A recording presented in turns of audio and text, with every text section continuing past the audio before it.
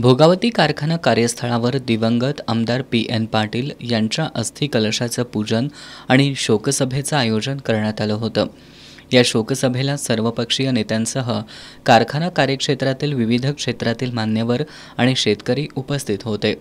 सभेच्या सुरुवातीला ज्येष्ठ नेते कृष्णराव किरुळकर यांच्या हस्ते आमदार पी.एन. पाटील यांच्या प्रतिमेचं पूजन करण्यात आलं, तर कारखान्याचे ज्येष्ठ सभासद विष्णू हरी पाटील यांच्या हस्ते अस्थि कलशाचं पूजन करण्यात आलं।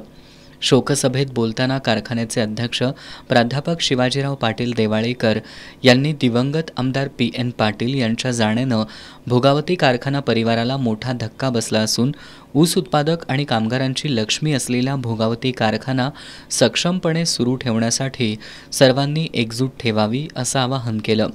जिल्हा बँकेचे माजी अध्यक्ष कृष्णराव किरुळकर यांनी आमदार पी.एन. पाटील यांनी समाजाच्या कल्याणाचा ध्यास घेऊन तत्वनिष्ठ राजकारण केल्याचं सांगितलं।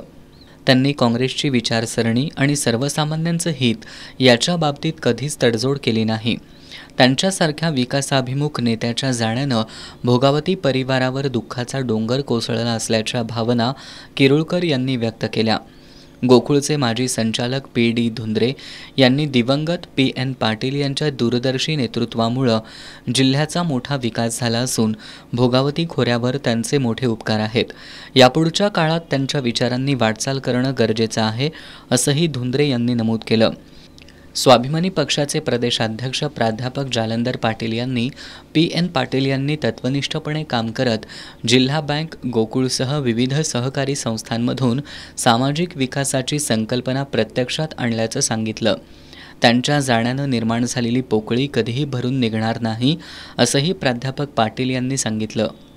भोगावती कारखान्याचे माजी अध्यक्ष सदाशिवराव चरापले यांनी पी.एन. पाटील यांच्या जाण्यानं जिल्ह्यानं विकासाचा दृष्टिकोन असलेला आणि तत्वनिष्ठ नेता गमावला असून आगामी काळात सर्वांनीच भोगावती कारखाना सुरळीत चालवण्यासाठी आपली जबाबदारी पार पाडणं हीच दिवंगत आमदार पी.एन. पाटील यांना खरी श्रद्धांजली ठरणार असल्याचं सांगितलं।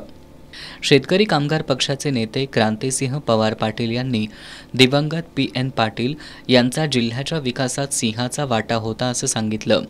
या शोकसभेत गोकुळचे संचालक किसन चौगुले, कारखान्याचे उपाध्यक्ष राजाराम कवडे, माजी अध्यक्ष धैर्यशील पाटील कौलवकर, संजयसिंह पाटील, माजी उपाध्यक्ष एम.आर. पाटील, जनता दलाचे जिल्हाध्यक्ष वसंतराव पाटील, स्वाभिमानीचे जिल्हाध्यक्ष जनार्दन पाटील, बळी पाटील सिरसेकर, बाजार समितीचे संचालक शिवाजीराव पाटील, भाजपचे जिल्हा उपाध्यक्ष हंबीरराव पाटील, शिवसेनेचे अजित पाटील परितेकर, भारत आमते, पांडुरंग कांबळे, वंचितचे जिल्हाध्यक्ष दयानंद कांबळे, भीमराव कांबळे, राज्य साखर कामगार युनियनचे कार्याध्यक्ष रावसाहेब पाटील, भोगावतीचे संचालक किरबाभाऊ पाटील, बाबासाहेब देवकर, सुरेश कुसाळे, सुशील पाटील कौलवकर, देवबा पाटील, व्यापारी संघटनेचे अध्यक्ष सर्जेराव पाटील, बळी पाटील सोनाळीकर यांच्यासह विविध मान्यवरांनी दिवंगत आमदार पाटील यांना आदरांजली वाहिली।